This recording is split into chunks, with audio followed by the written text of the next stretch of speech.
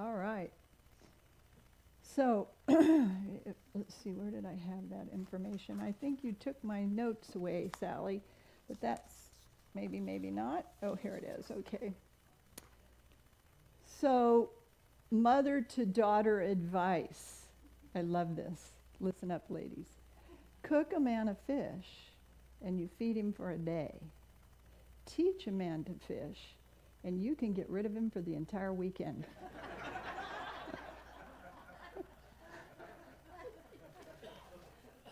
And dads, if it's true that girls are inclined to marry men like their fathers, it's understandable why so many mothers cry so much at weddings. There you go. Little humor today. All right. Have you ever tried to find a site on the internet and you put in a keyword like boxes and everything comes up from candy boxes to coffins, right? That word just searches to find everything. I actually was searching one time to find the Tennessee Titans football schedule because we did a lot of stuff in the ministry on the weekends when they played home games. And so I typed in Titans and up popped a bunch of sex sites. And I thought, oh my God, I was terrified that this would be in the minister's computer at the church. You know, there was no way to delete it. Once it's in there, it's like in there.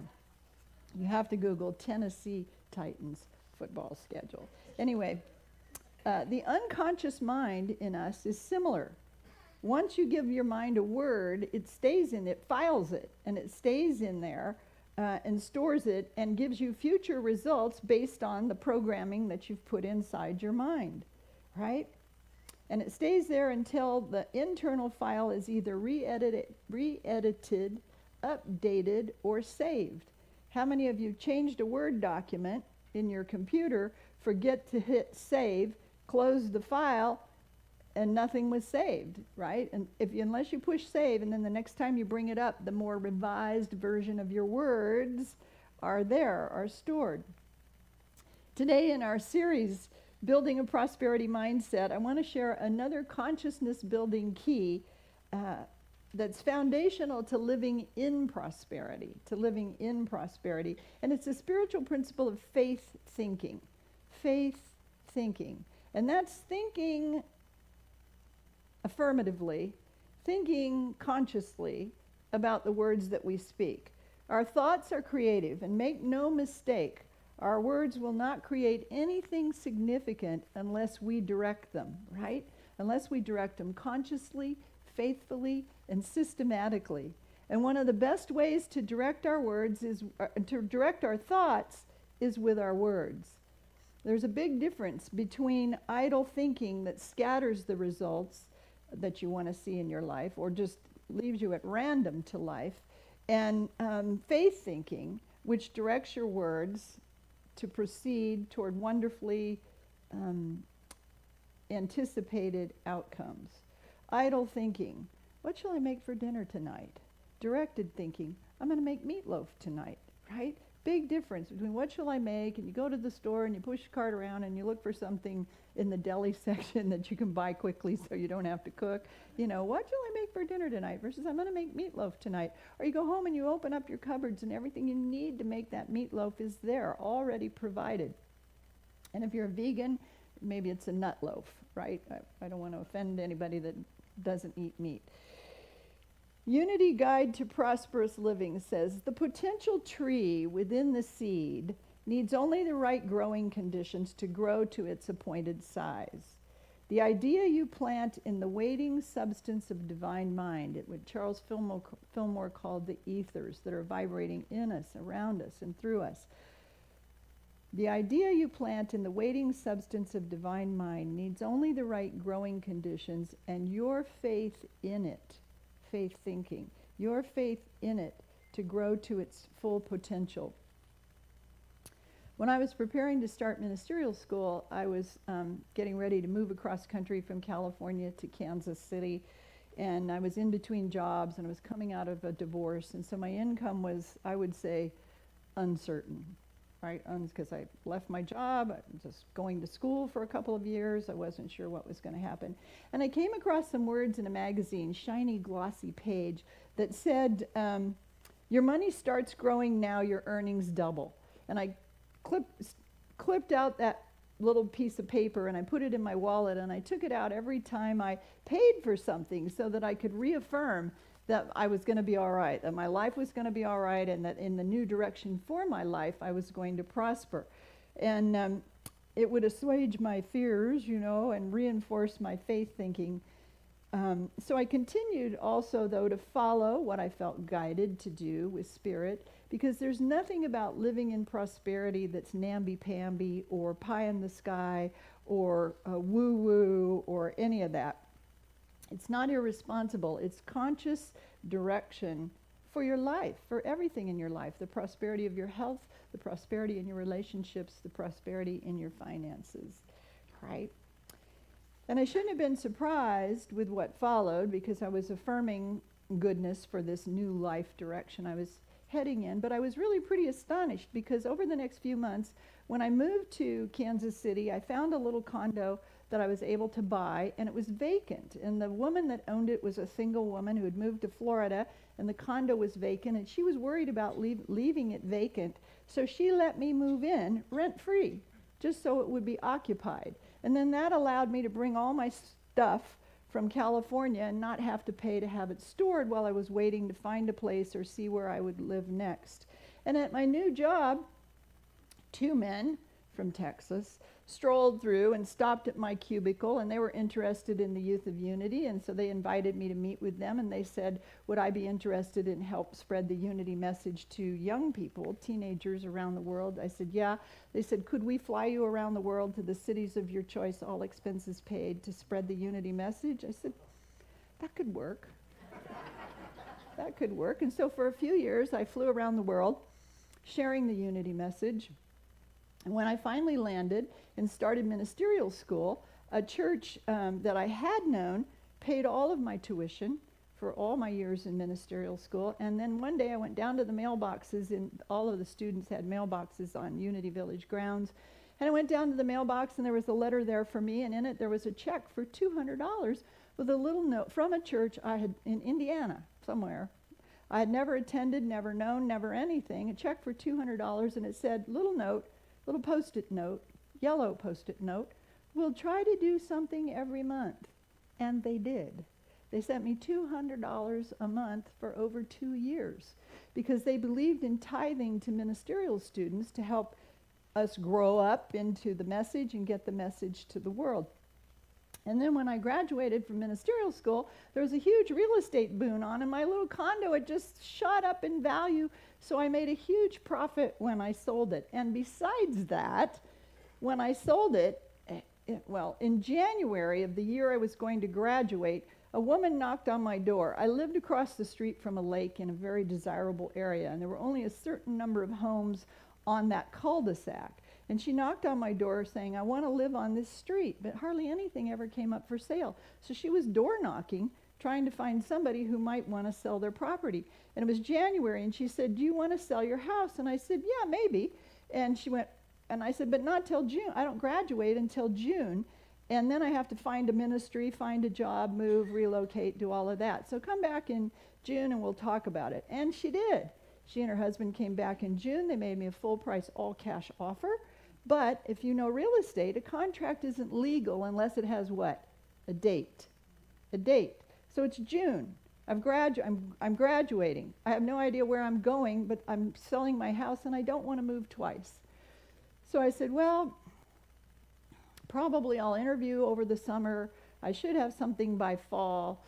Then I have to buy a house in my new location, or I want to buy a house in my new location so I don't have to move twice. So how about we close October 1st? It's June. Pay me all cash. We write October 1st. Unity of Nashville hires me in August. In September, I fly to Nashville and I buy a house, and I close escrow on the condo and the new house when? October 1st. Right.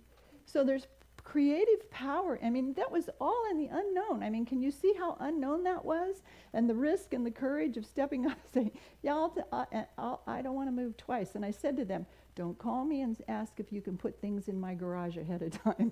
I was kind of persnickety about it. I just wanted my space. Anyway, October 1st, it all closed. My money starts growing now, my earnings double. Isn't it amazing that my earnings way more than doubled, and not in a way that I could have predicted? In trips all over the world, in cities that were beautiful, in finishing ministerial school, all expenses paid, touring the world, all expenses paid, my real estate prosperity going up, up, up. I don't tell you these stories to say, look at me. I tell you these stories to say the same thing is possible for you. When you what? Practice the principles, when you apply the principles. And today we're talking about the spoken word, faith thinking, using your words to create what you want to see in your life. I spoke the word, and Spirit more than provided education, travel, meaningful work, support from 2 ministries, real estate profits, and fun. Fun. I didn't have to work hard at it at all. So you've heard about talking smack. Today I want to encourage you to stop talking lack. That whatever you plant as a seed in your mind soil and nourish with words eventually will produce in your life. Positive or negative. Positive or negative. Again, the Unity Guide says, and you'll understand this because I know a lot of you are gardeners here, some farmers. It says, those who farm or garden choose the seed for next year's planting from the finest specimens of seeds that from the year's current crop. Every defective seed is rejected. If you want prosperity in your life, you have to exercise the same intelligent discrimination in selecting your word seed that farmers use in selecting their seeds, because your words are forerunners of your circumstances. Your words are forerunners of your circumstances. Your words are creating your life, your circumstances. Be careful to speak only the words you're willing to see take form in your life. And then I came across this scripture, I think it was in the Unity Guide, that I'd never heard before, but I love it. It's, from the fruit of his mouth, a man is satisfied. He is satisfied by the yield of his lips. Your lips give creative talent to your life. Give creative power to your life. The words that you speak only the words you're willing to see take form in your life. And then there's another version of it. Wise words satisfy like a good meal. The right words bring satisfaction. And what I find amazing when I do this in my own life is it's, I don't want to say subtle, gentle. I was looking for the right word this morning. It's tender, it's whatever. I know when I'm trying to change my words, my speaking, you know. Just like if someone says, oh, it's allergy season, I have to go, not for me. I don't have allergies, not for me. I can sneeze and someone says, do you have allergies? No, it was just a sneeze. It was just a sneeze. But there's an awareness that comes over you when you begin to change your words. And it's subtle, isn't, I don't know what word I'm looking for right now, but it isn't subtle. It's a vibrational understanding that I can't live like that anymore if I want to change the experiences of my life. I can't live in downward visioning or downward conversation. And I can't give power to illnesses particularly, because you just turn on the television and there's a series of commercials about car accidents and bad illnesses. And you can't allow that into your mind. You know, you can use it as a denial. I say no to any of that in my life. You know, but you become just kind of more alert to how you're talking to yourself and what it means to you to be able to change your life by how you talk to yourself. We learn to speak the word of increase about all that concerns us. And if we let our lips express doubt or fear or discouragement, 3 things can happen when you're doing that, when you're in downward visioning. 1, you won't be satisfied or happy, because that's a depressing kind of way to talk.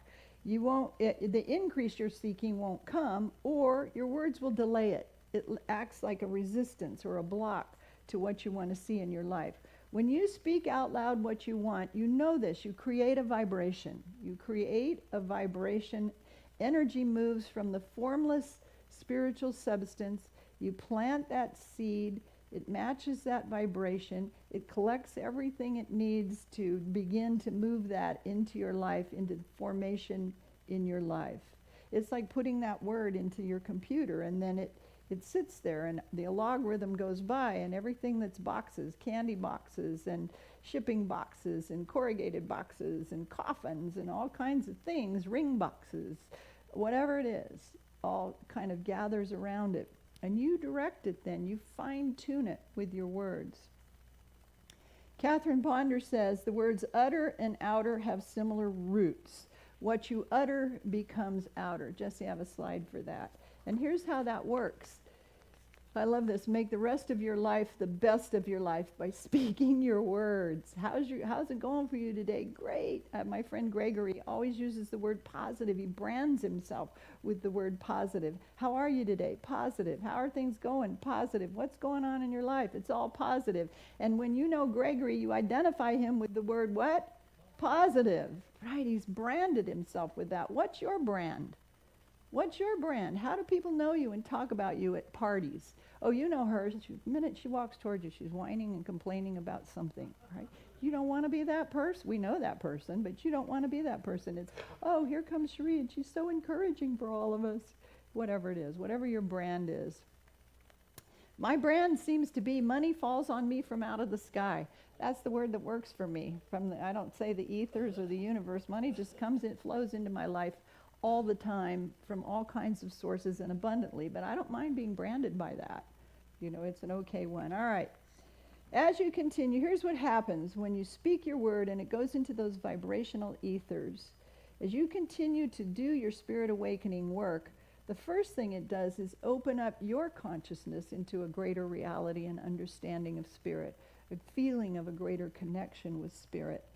And that connection taps levels of consciousness that maybe you haven't used before or haven't been aware of before. And as you speak your word for anything, good or bad, it creates a tremendous vibration.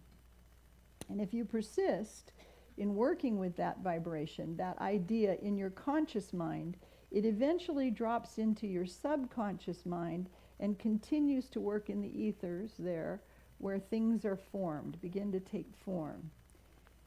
Your mind is designed to give you what you focus on. And what's interesting is that it acts best with direct communication. You don't have to say please and thank you to your subconscious mind. You don't have to say please and thank you to your computer. Oh, please bring up something that represents boxes. No, you just say boxes. You type it in. And your subconscious mind does work best with direct communication. It's not, what shall I make for dinner tonight? It's meatloaf. You tell it meatloaf, and then everything accumulates around you to make meatloaf. While the conscious mind may need persuasion, I'd really appreciate it if you'd open the window because it's hot in here. Your subconscious mind just says, open the window. Open the window. So direct communication is best. Open the window now. And you can make requests using please and thank you. But what you want to do is raise the vibration of your instruction to your subconscious mind by using high energy, powerful words. It will respond, it responds to vibration and happy and joy and life and esteem and courage and success. Those are power words. Those are power words. And when you speak power words, I'm so excited to make the meatloaf tonight. You know, it's going to be so tasteful tonight. So delicious. I'm going to make delicious meatloaf tonight. It accelerates the vibration, which then helps bring it into manifestation. Isaiah says in his work, this quote I found last week that I really like, your vibration creates an avenue that Isaiah says is a highway of holiness. And it carries your idea from the invisible divine substance through your word into your life. That's a highway of holiness. Yeah, just open yourself to that highway of holiness. Highway of holiness. I was out for a walk one day and I passed by in front of a fire station the minute the siren went off. The precise moment. Have you ever done that? It's like, it's shrill and it's loud, and the vibration of that noise rippled, the sound waves rippled through me till I just kind of trembled in the moment. You know what I'm talking about. if you're in your car and a car next to you backfires, or a smoke alarm all of a sudden goes off in your house, or ferocious dog on a leash hopefully charges at you with all of its loud barking. You feel the vibration of that, don't you? You feel that vibration. And it's that level of vibration that is best if you can create that in your life for the things that you want to create for your life. You have the ability to create sound vibration with your words. And vibration communicates intelligence, right? See all the stuff going around you when you in the ethers, and you're speaking and moving and shifting those ethers, giving voice to what you want to experience, builds it into divine substance so that it can be formed and drawn into your life. And just as when I spoke the words, my money starts growing now, my earnings double, you can work wonders in your life if you speak your prosperity out loud. Catherine Ponder, who's author of many, many prosperity books, came to speak at the church Sacramento Unity one time, and she was upstairs before the service started, pacing back and forth, saying whatever it was she was saying, something about divine order is now present in this service, and my message resonates in people's hearts, and I'm a blessing to all who come today. And she was walking back and forth, speaking out loud. She says that for every 15 minutes of reading and study, speak out loud 5 minutes a day. And watch your words. This is just so easy to find everywhere. Once you become alert to your language and to the words that you're speaking, it's amazing. The first thing that happens for me is I hear all the words I don't want to be speaking. You don't want to say I'm broke. Rather, I'm generating more income. You don't want to say, and watch, and the universe will find ways to bring more income to you. You don't want to say, I want to be debt-free. We talked about this last week, because the universe will create more debt for you to be free from. You want to say what? I am financially free, right? You don't want to say I have all I need, because you may have plenty, but you'll also create what? More needs. More needs. Can you see how the subtlety of your words, but the power in your words? You can say, my marriage is a mess. Or you can say, divine love and harmony is now healing our marriage. Not, I don't want to forget to pick up milk, but what? I want to remember to pick up milk. You're training your mind. You're training your brain to respond to the positivity. How about I give thanks for the immediate complete payment of all my bills? Sound good? No, you're creating more bills to be able to pay. You're creating more obligations to be able to pay. You'll be able to pay them, but how about just I give thanks for plentiful resources to live abundantly, luxuriously. Take all the obligations and bills out of your life. And why pray for more money so that you'll be happy? Why not just pray for happiness and let God form it in all the wonderful ways, like in my example of when I moved to ministerial school, ways, immeasurable, unimaginable ways that good can flow into your life. And stop saying, I never win anything. I never win anything. I'm so unlucky. The only luck I have is bad luck. I'm a day late and $1 short. Stop with all of that. Even if you're joking. Again, like putting the word in the computer can't tell that you're joking. Your subconscious can't tell that you're joking. Poverty is a form of hell caused by blindness to God's good. Did I put that in a slide? I didn't. I meant to. Did you get it? Poverty is a form of hell caused by blindness to God's good. God's good is everywhere abundant for us. We just somehow can't make ourselves believe it fully or enough or receive it as much as we'd like to. I don't know what all of that is. As you build a consciousness of prosperity, you have to stop talking smack. Stop talking lack.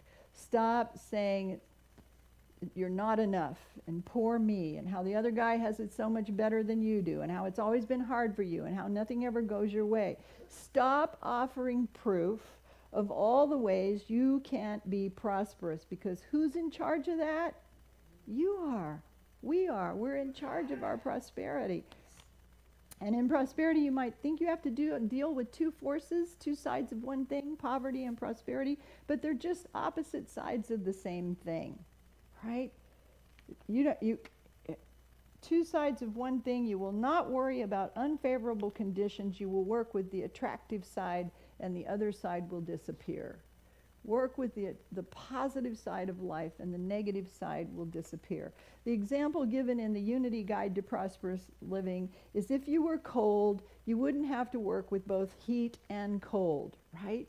You wouldn't give any power to cold, and the cold would disappear, right? In order to get warm, you would what? Light a fire, turn up the heat, put on a blanket, put on warmer clothing. There's any number of things you can do that don't focus on cold at all, right? You give no power to what you don't want to see in your life, and you give your full attention to what you do want to see in your life. And that's one of my favorite little tips: do want, don't want.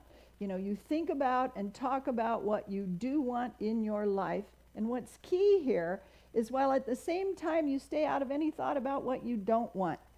It's not, I want to be warm so I'm not cold. No, it's just, I want to be warm. You know, it's I have it here. I'll light a fire so I'm not cold. No, just light the fire and the cold will disappear. You don't have to manage the cold. You manage what you want in your life. You already have all the resources you need to be a master communicator and a master creator.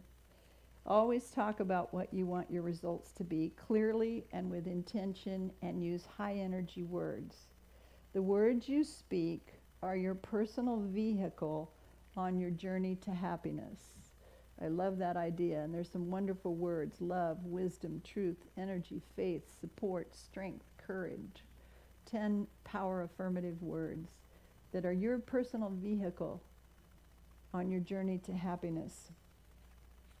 They program your destination, and they program the speed at which you arrive at that destination.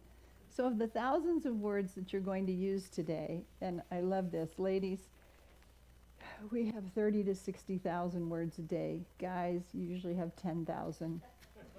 So you go to work and you spend your 10,000. We go to work and spend maybe 25. We get home, we have 10 or 15,000 words left over, and you're out of words, right? So we come, we're still spending our words, and you're like, I'm so done with the words. For some. So, of the thousands of words used today, why not make them work for you and be prepared for amazing results? And Sally gave us a beautiful demonstration of that today when she gave us the Unity version of, oh, what a beautiful morning, oh, what a beautiful day. I've got a wonderful feeling. All good is coming my way. And still it's pretty good. All things are going my way, but all good is coming my way. And that's that last slide, Jesse, and let's speak it together. It's our affirmation for today, for Mother's Day, and for all mothers everywhere. Together, oh, what a beautiful morning. Oh, what a beautiful day. I've got a wonderful feeling. All good is coming my way. I've got a wonderful vibration of love that all good is coming my way. All right. So let's take that into a time of prayer. Seal it in our hearts. Seal it in our hearts. Take a deep breath in and inhale the ethers of the universe, the Spirit of God that's all around you. And exhale any toxins, any negativities, any feelings of less than, feelings of fear or doubt or worry. Breathe in optimism and faith. Exhale fear, doubt, and worry.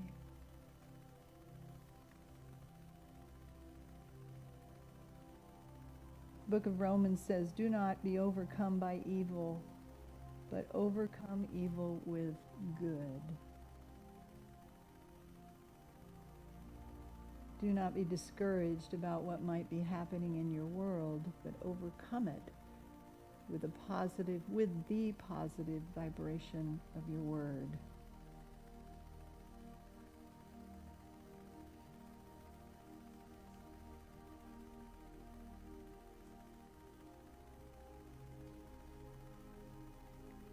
We're so grateful for these few moments each week when we can come into the silence and rest in the presence of the Spirit of God. where we really don't need any words, but we do have feelings.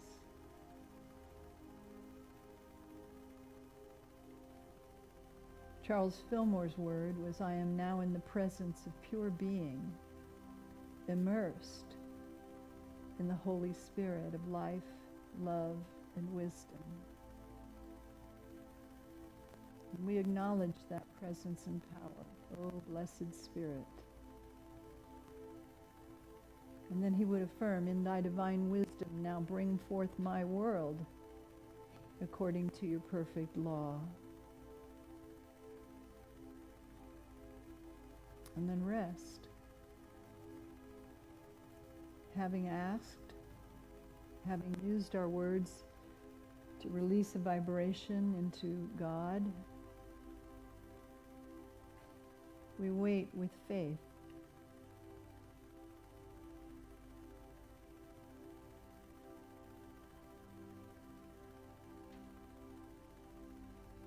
And in your mind's eye, see the highway that Isaiah spoke of, the highway of holiness. And see you standing in a place that's your life in all its beauty, wonder, love. And let your mind rise up and travel over that highway into the heavens, into the ethers, into the goodness of allness of God.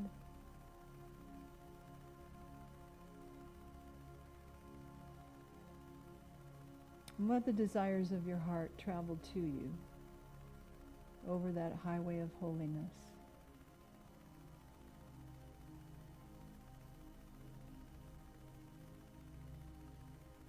Call to mind something important in your life that you're creating right now in these few moments, that you're reaffirming in these moments.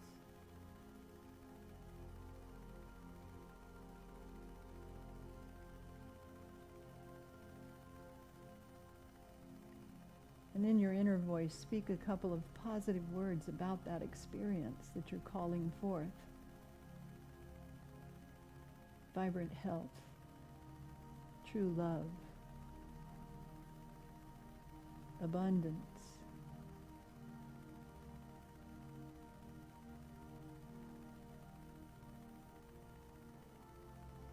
the completion of a project,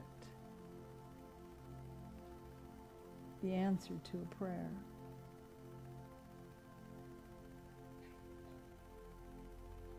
And let those inner words travel up over that highway into God.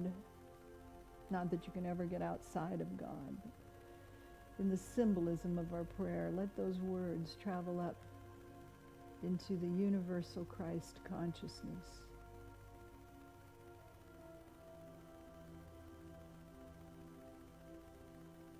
And as they land there, quicken their vibration with your excitement and your joy, with your faith, with your confidence.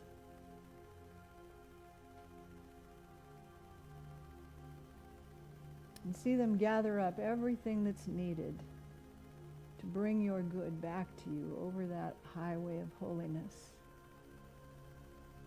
into your life. Again, vibrant health, true love, peace, completed project.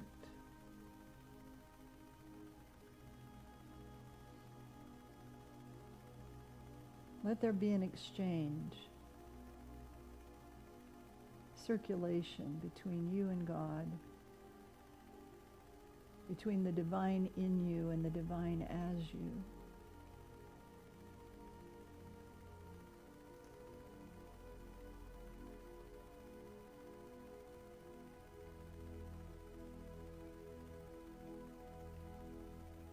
All good is coming my way.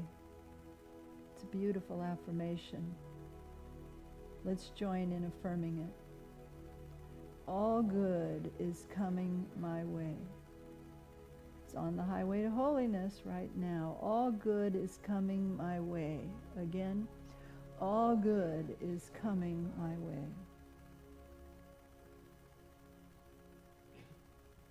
And for others, we know and see this same truth, this same reality, that there's an awakening and a quickening in them, that they see the power to create their lives,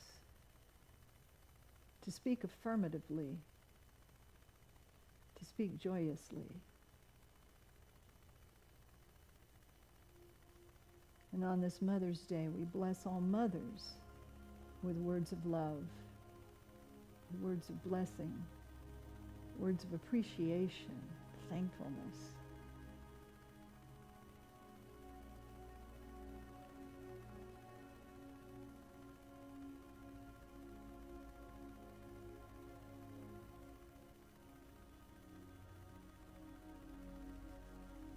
For others, we say, all good is coming your way. Together, all good is coming your way. And with our hearts full of love, we affirm that for our loved ones. We see that in our mind's eye for our loved ones.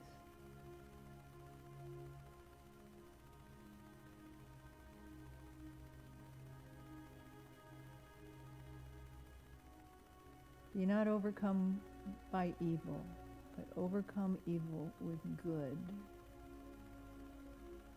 Be not overcome by evil, but overcome every difficulty by the power of your word.